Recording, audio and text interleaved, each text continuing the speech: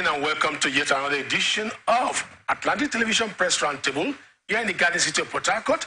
Press Roundtable is one of our favorite programs here that media professionals come together to look at stories that are trending in the day. In fact, in the last 24 hours, give perspective and insights on them and bring balance to bear. Of course, we'll bring them to your sitting room and to your desktop or palm top or whatever medium you use via our social media platforms. First, we shall be looking at the headlines. And joining me is Mr. George. George is here. I will get full introduction when we come back. But let's look at some of the headlines that are trending today. Niger Delta militants move to tackle crude oil theft. That ex-militants. Teachers threaten to commence strike over minimum wage in Bayelsa State. And from Ondo, PDP secretariat sealed off by security operatives. CBN redesigned only 402 billion new notes. Femi Falana. And Falana also talked about chairmen appointed from the same geopolitical zones. Unlawful. NIPO staff rejects CEO appointed by Tinubu. That's some of the stories that are trending. I'm sure you're welcome to the program. My name is Bon Woke. I'm sure you're watching us via mobile app, live, YouTube and Facebook, Atlantic Television Network. This is Press Roundtable, coming to you live. We'll go on a short break.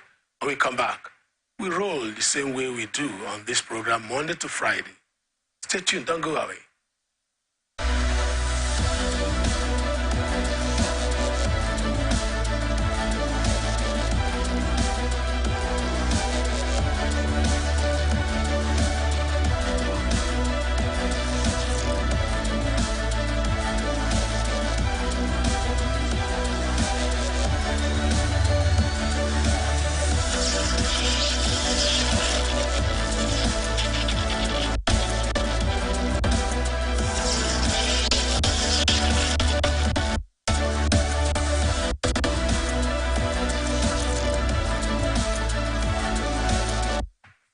Ex-militant or former militant leaders and key stakeholders from the 6 states of the Niger Delta region met at the weekend in Okrika local government area of Rivers State over the sustained move to tackle crude oil theft in the region.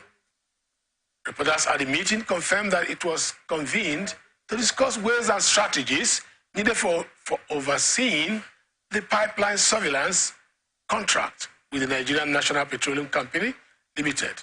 According to the source, those in attendance also share the objective of intensifying their efforts to combat oil theft in the region, just as they agreed that the contract should be dispersed, that it should be made to reach everyone. That's an interesting story there. And of course, you have George Papamia here in the studio. George, once again, you're welcome. Yes. George, you had that story. I'm sure you on the news desk.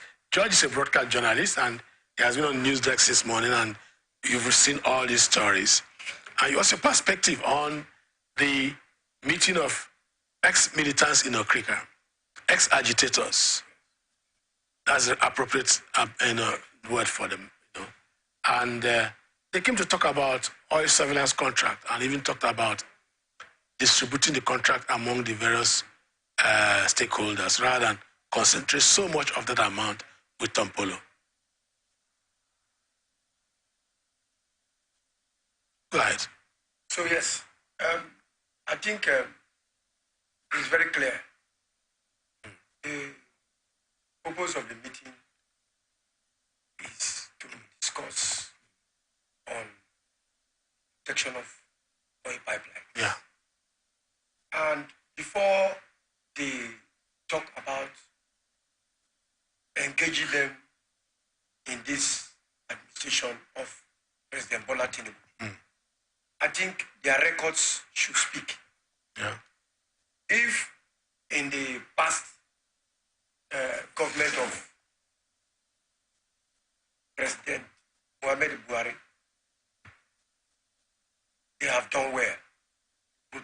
pipelines, and there are no incidences where oil theft was escalated. I think they should be engaged. They should be engaged. Let them continue with the contract. Okay. But if there are instances where there has been oil spill, pipeline vandalization, and oil theft, I think there is need for reorganization at this time, because without reorganization, the country will be losing on its revenue. And the economy of the nation at this time, and everybody, the society, everybody is tensed. Problems here and there. I think Nigeria does not need a situation where there will be oil theft in its economy. Because oil theft in the nation's economy is corruption. And corruption is something that should not happen in any strata of the society. Whether you are an agitator or not an agitator. If an agitator, you stand in the interest of the people to protect the environment, to protect facilities, to enable the government grow, to enable the economy grow, to enable settlements grow. That is why you are an agitator. And as an agitator, you should be able to ensure that you are not doing it for your own selfish interest. You are doing it for the interest of those you are agitating for. Okay. Now we're talking about those who are agitating for resource control over time. Now they've been awarded surveillance contracts.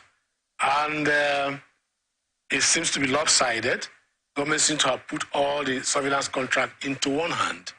The other agitators, those from the southeastern part of Niger Delta, seem not to be very satisfied. Sari Dokubo, your brother, Ateke Tom, and all that. I think it appears he was one that hosted the meeting in Okrika. Yes, he is. And they are looking into what is going on, and there's need for a review, according to them. Yes, there should be a review. Because leaving surveillance with Tompolo wholesale doesn't seem to have solved the problem of oil theft. I think that's it. If that is a subject matter, it is good. But if it is to create acrimony among them and bring division among them, then that is not fair. No, there should be no acrimony. Yeah. The reason why there should be no acrimony is that this stage of the Niger Delta agitators coming together means that there's unity already. Already there's unity. All this period that they have been doing this job, there have been unity. And mere review cannot break them. But what we are saying is that the job should be done. When you talk about giving a public service, there should be what? Effective service delivery. Yeah. Without effective service delivery, you cannot assume government to re-engage you again. So what we are saying is that if they are doing the job in a manner that is unsatisfactory, they should not expect to get. But do you know that the governor of Rivers State, Simfobara, also lent his voice to the fact that it would be wrong for one person alone to begin to do a surveillance contract that affects several communities and ethnic regions? Yes, and in the sense that you cannot stay in Bayelsa or Warri or Delta or even on Ondo State and begin to do surveillance in oil pipeline in Rumekbe. Yes. Or in Soku. Of course. Or in somewhere in Bodo. Yes. And that is one thing that the governor spoke against. And it appears that that is the subject matter of that guy. No. I think it's legitimate. Yes, I think what the agitators have done now, what they are doing now, is the proper thing. Because every stakeholder in your domain should be able to protect and sanitize the system for the government. And that will be much more legitimate. Yes. And much more effective. Yes. Because we're talking about effective service delivery. And they are going to be responsible. Exactly. But the present scenario doesn't seem to have... now we have oil is about 1.7 million barrels per day. And we had Aneki Dekpobiri saying that... for last month, September and October. And that is going to go into more than 2 million. Yes, there's an improvement. And that is going to go into more than 2 million per barrel per day, and that is the expectation from 1.7 to 2. And if that happens, then Nigeria would have been producing optimally. That's the point. Yes. Because our mainstay is the crude. And if we cannot produce enough to meet our OPEC quota, then we are not doing well. So, and we discovered that oil theft is the bane of this low productivity in crude in Nigeria.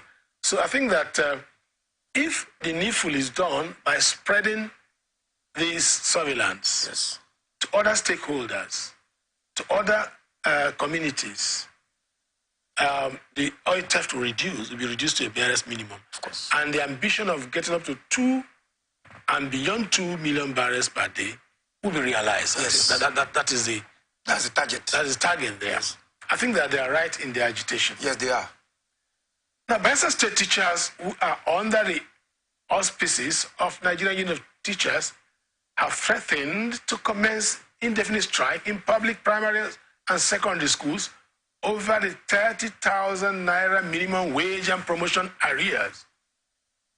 Teachers said that it was regrettable that in spite of the Bayelsa's position among the top 4 states with highest earnings from the Federation welfare or the Federation account, welfare of teachers was neglected. Teachers have given a 14-day ultimatum to the state government and local government councils in Bayelsa State to address the plight of secondary and primary school teachers across the state or face industrial action.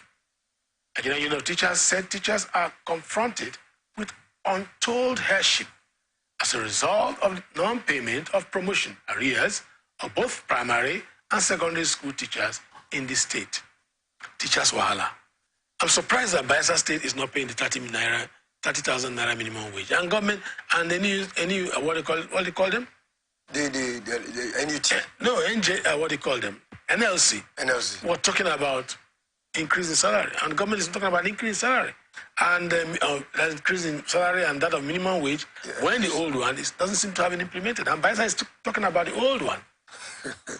I think from what is coming up, I think it's an abomination. It's pure an abomination. Because an aberration too. Yeah, an aberration, of course. If the government of Bayelsa State cannot pay teachers, then they are saying that our children should stay out of school. That's just the thing. And all of us know children staying out of school, the consequences. Because if you don't give education to children, what do you expect from them? Violence. And this is gangsterism and crisis everywhere. So at this time that government cannot pay teachers who are taking responsibility to educate our children in the Bayelsa State, I think they're not doing well. The government, right from the inception of Senator Doyediri, he would have made sure, he would have taken it as a very, very strong responsibility to make sure that teachers are paid. And if they're agitating for 30,000 naira, 30,000 naira to Bayelsa State government, I don't think it's much. It's not a liability. It's an asset to the state because these are people that are going to bring our future leaders. These are people that are going to train, give education, enlightenment, and orientation to our future, our future children who will take up this leadership of the state. And if such responsibility is not given proper attention, we should not expect positivity. Because if government refuses to address this issue within this 14 days ultimatum, I think the matter will be worse.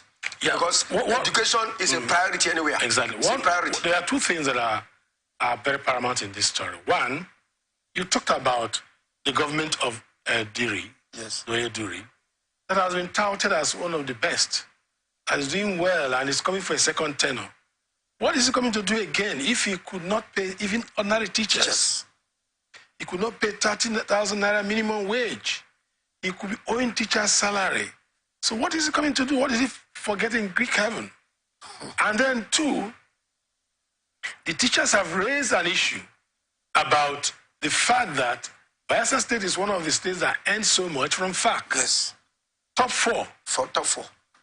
And if Bayelsa State cannot pay teachers the 30,000 naira minimum wage and cannot effect promotions and all the related benefits of teachers. Yeah. What is Duro DA coming to do in the second tenure? I think that governance has become an issue in this part of the world. Yeah. People are no longer talking about governance, we're talking about politics. Nigeria has done well in so many areas. We're hearing the press is so favorably disposed to press singing and all that from the press. Yes. And we're getting very positive narratives from Bayelsa State. But no one seems to have discovered the fact that teachers are being shortchanged. Yes. And it is a very sad commentary. Of course. I think that the jury should brace up and ensure that this is done. If not, there's going to be an albatross on his neck for this election. And it's not going to end properly. It's going to keep on rigmaroling and keep on rigmaroling and without making any headway in this election if he continues to have that albatross hanging on his neck. And teachers' salary is not something you can run away from. Yes, I think I want to add this. Yes. The people of Bayelsa State know what is happening in their state. The opportunity is for them to either vote in or vote out.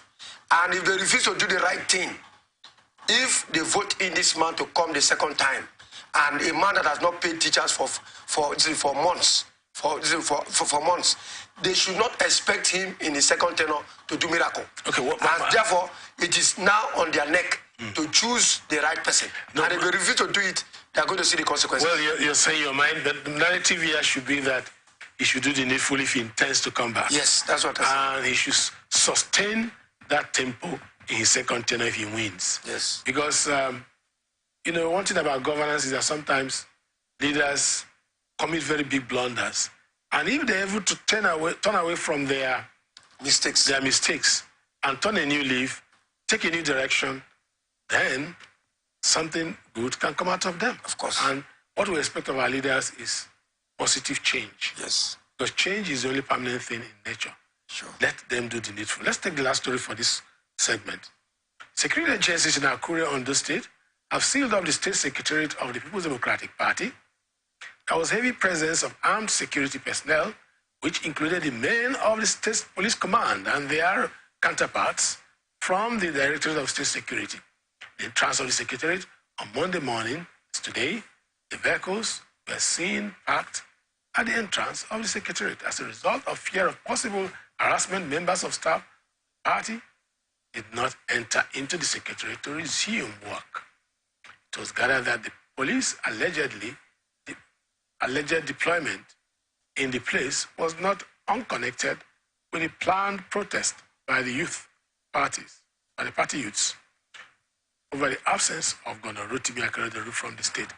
This Akeredolu's narrative, yes, it has gone out of hand right now. I think so. He came back fighting his deputy. Yes. After he had gone on a sick leave. And it doesn't seem to be working. Rather, he's still running from pillar to post, fighting his deputy. And we hear that he operates from Ibadan. Now, there was this narrative about the youths of his party, yes, demonstrating. And the backlash to that is sealing of the party secretariat. You see, we seem to be more interested in politics than in governance. That is the problem with our state, with our country, with our politicians. Yes, I think with the government of President Bola Tinubu, he should be able to set the ball rolling. And that is why he should lay a very good example as a leader. Because there are so many... I'm coming. Okay. There are so many things. He is of the Southwest. He's of the Southwest. And this matter concerns him so much. Because the matter is coming from the Southwest. And that he's not only looking at politics from the leadership angle. He should look at it from the followership angle. That's what we are saying here. Because the followers now are beginning to get the reactions. That's what is happening. The followers are getting the reactions. That are these people that are leading us. Are we sure if they have us at heart? Are we sure if they have the political will to give us exactly what we want? You know, those are the crises that are cropping up. There is disagreement somewhere. There is a breach somewhere that is causing people now to look once more into governance. Yes, to say, because the governed they are expressing dissatisfaction now. And that's why the party is no more having a facelift. Okay. That's why the party is in crisis right now. Okay, now let's look at the narrative now. Yes. The party hierarchy sent a delegation to that state to resolve the rift between the chairman, the governor and his deputy. Yes. And part of it to settle all the crises that are arising therefrom, especially from the absence of Akeredolu from Ondo State during his sick leave abroad. Yes. And coming back to fight his deputy for taking certain actions he ought not to have taken without his informing him. And he did not only end there. He has started operating from Ibadan, his residence in Ibadan. It is a matter that his political party had gone out to resolve and have failed to do so.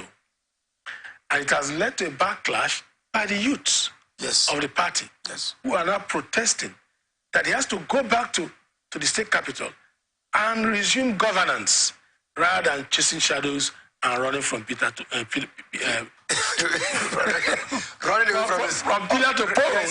Obligation and responsibility. From pillar to pole. Because the problem we have had, that's why I was talking about the fact that people, rather than face governance, are talking about politics. We've talked about this rift between governor and deputy, which we saw in Edo State too. Yes. That has been resolved, and governance is going on. It's going on. They resolved it. And this time, we are talking about Ondo State. That has not been resolved. What stops the ailing governor from sitting down and facing governance and put all the problems and all the issues of acrimony behind him? Behind him. Because that conundrum is going to consume him or consume the party. Of course. Yeah, go ahead. Yes, I think from the narrative that you're talking about, governance is all about you taking interest in the people you govern.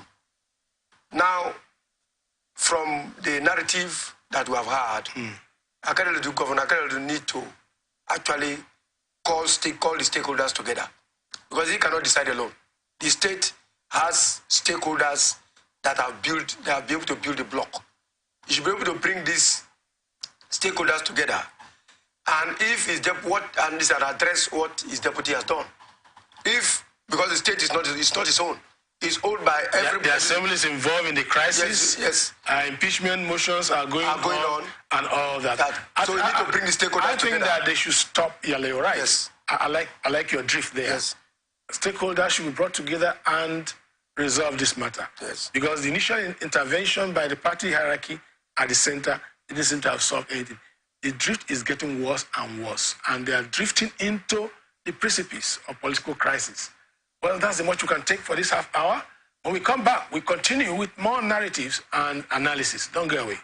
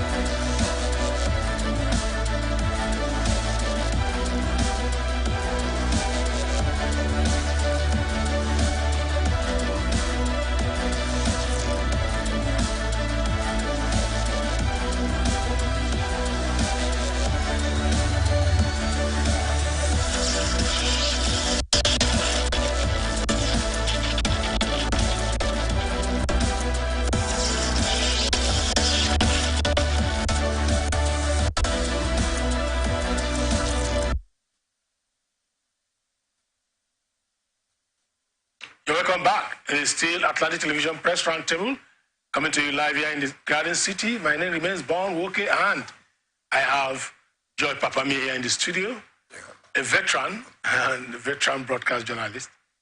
Well, let's see some of the news stories that are trending.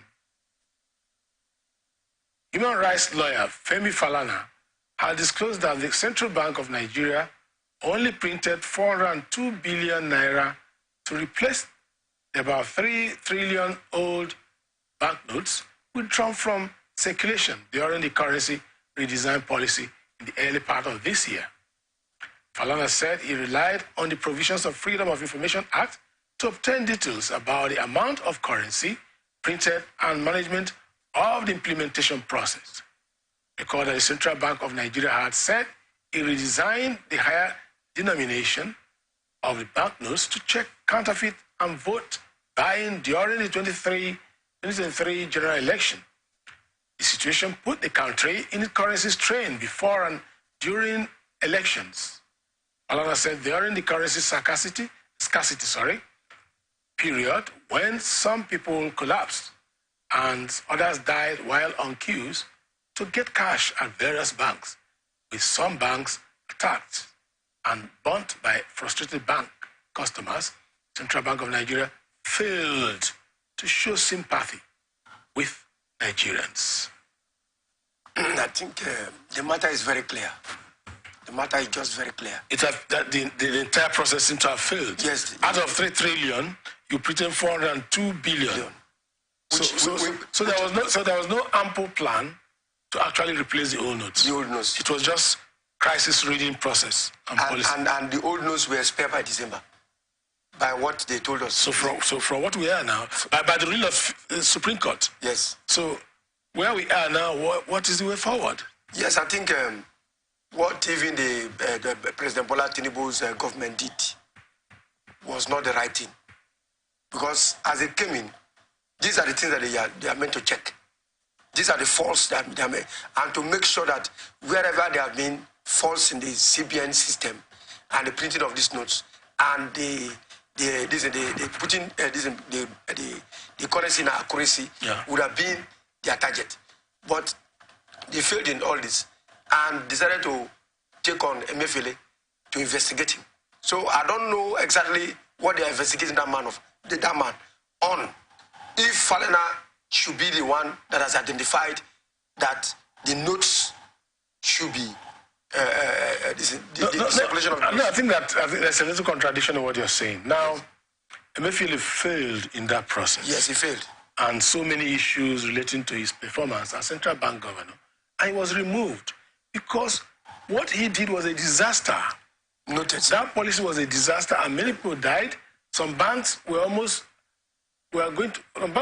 to be burnt down. Yes. And so many things happened. And Nigerians suffered a lot of hardship. That debacle was an unfortunate dream. Serious that Nigerians regretted it. Woke up from and wouldn't want to go back to again. Oh. Now, Tinubu administration came and started a banking reform. The drift in what you're saying, and which will be legitimate, is that in starting this banking reform, this issue of redesigned note should have been part of the policy. We've not had anything about that. No, we've not had anything about that. We've not had anything about that. All we're hearing is Forex, fraud, unifying the Forex, both black market and all that, changing the henchmen, changing directors and governors and deputy governors, and some other policies, of checking the ways and means issue, the loan burden on central bank and all that. These are some of the policies they are throwing up. Yeah, but the currency circulation has not been. That has not been done. Nothing has been done. It was just left. They have not said anything about it. If they have done anything, we are not aware. We are not aware. And it doesn't seem to be in the public space. And I think that's what Falana is talking about. Yes. And to obey the Supreme Court ruling doesn't seem to be feasible with the government, with the bank having printed only 402 billion when 3 trillion ought to have been phased out. So we don't have enough to phase out the old. As you're phasing out the old, then you should bring a commensurate amount of cash to phase it out or to replace it. And if you look at the number of months we have now, we're in October now, November, December. So this remaining 2 months, I don't think the federal government or CBN could be able to allow Nigerians to face out the old notes. The only thing they've achieved in that Naira design is the counterfeiting that we're seeing now. Of course, it's everywhere. The new note has so much counterfeit. It's everywhere. That is the only thing they've achieved. So the whole debacle is an entire disaster and a failure. Well, let's look at human rights lawyer again, Feli Falana. Said he has declared that the appointment of the Economic and Financial Crimes Commission and the Independent Corrupt Practices and Other Related Offences Commission chairman from the same geopolitical zone is unlawful and against the federal character principle. So Falana made a declaration during a live appearance on a national television on Monday. According to Falana, if the chairman of the Economic and Financial Crimes Commission chairman is from the north, then the chairman of the Independent Corrupt Practices and Other Related Offences Commission should be appointed from southern region. Condemning Tinubu's appointment of Olukoyede as Economic and Financial Crime Commission chairman, who is also from the southwest, just like the current Independent Corrupt Practices and Other Related Offences chairman, Falana said that it is unlawful. I think this is the issue. Behind the camera, you are talking about lopsided appointment by the present regime. These are the issues that the Senate and the House of Reps were trying to discuss, I think yesterday. Yeah. Yes, it is in the Senate. They were trying to, and the House of Reps, they are trying to see how, I think it should be Friday, I think it is Friday, they were, and Thursday. They were trying to discuss how they are going to redress this lopsidedness and this conflict of this bringing people from the same geopolitical zone. I think it should not be in the character of this government to pick people from the same geopolitical zone. This in the issue of appointments is for all Nigerians. Nigerians are eligible. We have well-trained professionals in various strata of every sector.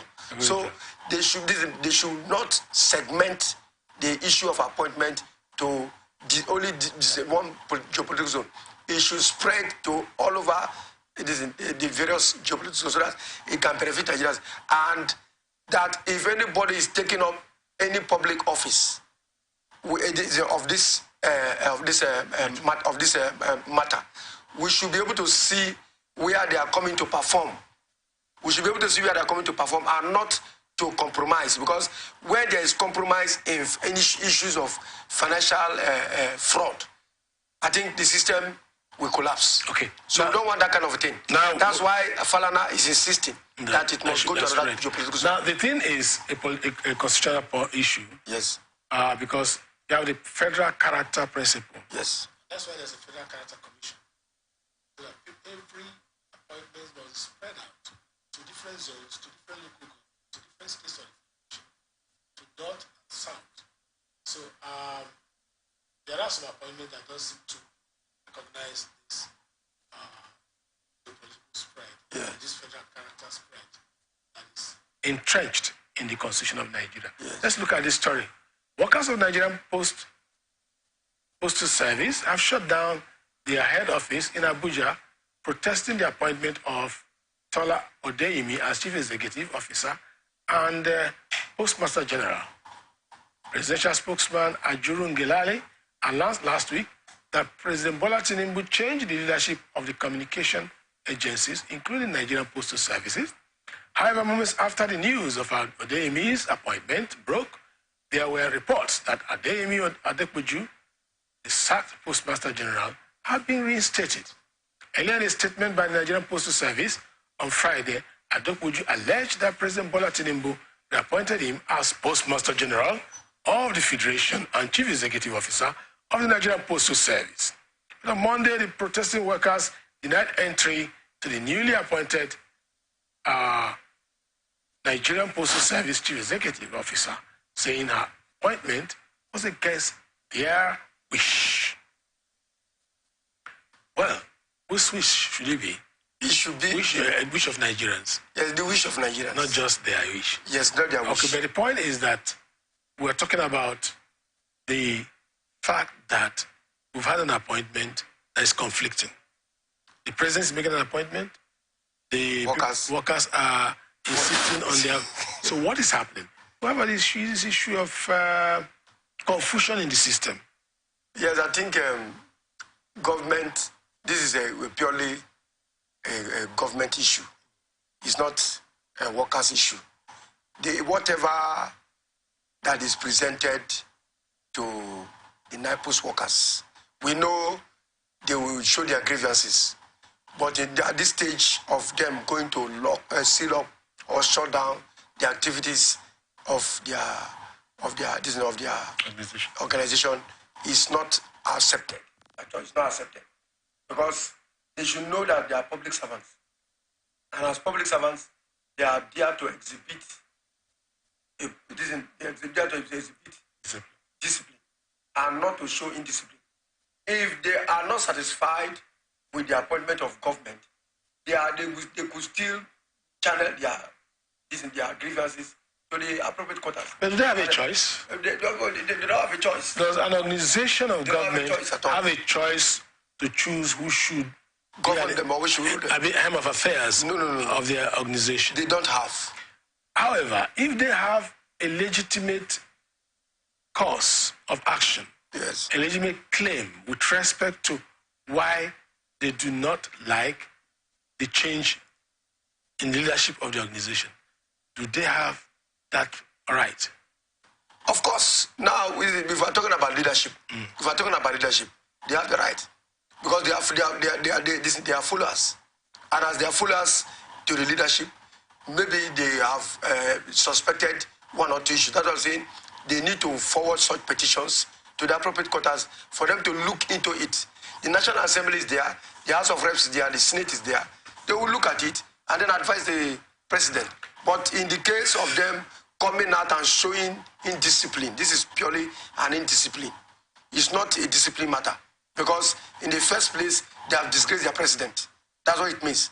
And in the second place, the person that is coming, if they have known the person yesterday, the person could change his or her leadership style to make sure that the objective of coming to either reform or change the system of administration there could be a different thing. Yeah. They should not look on the bad side of the person. They should also look on the good side of the person because even the bad person could even do better than the person that they are even expecting. So the expectations should be a second matter.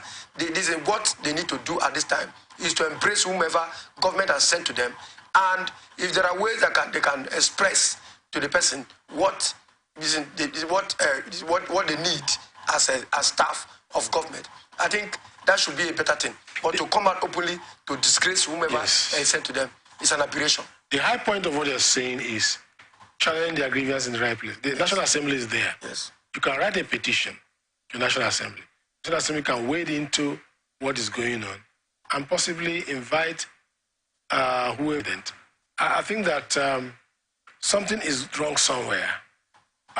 Civil servants sometimes at the federal level take a lot into their hands.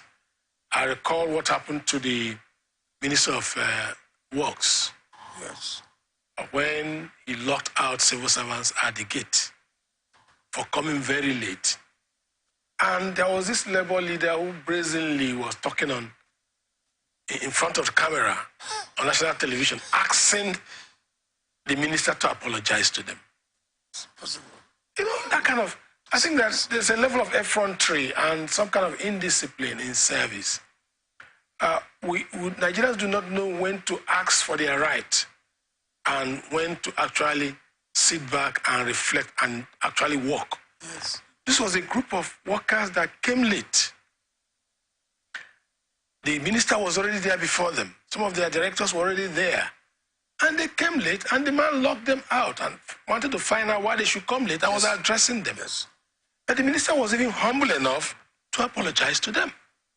You know, some of these actions and attitude to work has become something that Nigerians have to check, especially among public servants, civil servants.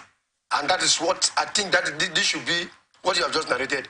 Is even the yardstick behind what is happening, because they don't want somebody that will check them, so that most of them will leave their offices to go and do other things that are not important. Assuming that they're happy with the performance of the former henchman. Yes. There's nothing wrong with that. You can have some leaders that are so good. Yes. Some leaders that have performed very well, very diligent, And to you, you think that, well, a known devil is better than the one that's known man. This man has done very well. Why can't he be rewarded? Because there's a question on the issue of reward system in Nigeria. Yes, the reward system, yes. If somebody has done well, why can't he be rewarded with continuity? It's motivation, motivating. Continuity, that should be motivation. Yes. So if he has done well, why shouldn't government reward him by allowing him to continue to deliver the dividends of service? Yes. Why remove him unceremoniously? Why appoint a new person? What is the yardstick? I think that before government does certain things, government should be able to say, this is why we are doing this. We have not read anything about that. They have not even heard from the government. And it's not that he's being removed because he has completed a tenure. I'm not sure there's a tenure system. It's not that he's being removed because of any tangible reason for removal, just for the change of enhancement, but change for the sake of change. And if government is doing that, government should be able to explain. We are doing this because this is what the law provides. Yes. Or we are doing this because we want to change because the former person is not doing well. Of course. Or we are doing this because this is a new dispensation. We want to change because he be removed. It doesn't matter whether he was efficient. If a new administration comes in, yes, that new administration will say, enough of this. Well, I think that these are some of the issues that should be looked at. Generally, we've talked about the appointments. Yes. And Nigerians are raising their voice about the appointment generally.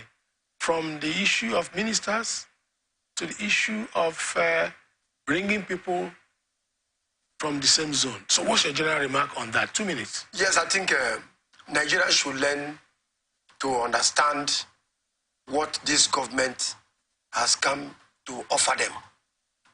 Nigeria should learn to accept what the government has come to offer them. And wherever they find anything that is contrary, please, they know the appropriate quarters the channels to channel their grievances. We need to live a peaceful life. We need to keep our environment peaceful. If we don't think about keeping our government peaceful and we think of crisis every day, I'm telling you that this government will aim at not doing anything for anybody. And we will still, the public, the Nigerians, are the people that are still going to suffer. The people at the end of affairs will not even feel it. So you and me that are here or that are there should be able to know how to channel their grievances so that you don't encounter anything that will truncate you to go back to what I think you're right. In today's narrative, what do we hear? Talk about threat of strike in Bayelsa State. Talk about ex-militants making a case for spread in the surveillance contract. We'll talk about protest. Yes. In NIPO's office. We talked about that. These are all agitations. I think that we need good governance in Nigeria. That's how much we can take on today's program, Press Roundtable. Tomorrow is another day. Join us as we come your way 7 to 8 p.m. tomorrow, because Press Roundtable is Monday to Friday, 7 to 8 every day. And of course, I'm sure you're watching us on our various social media platforms. And of course, the StarTimes 194, which is our major screen stable. Well, thank you for tuning in. My name is Bon Woke. Remember to tune in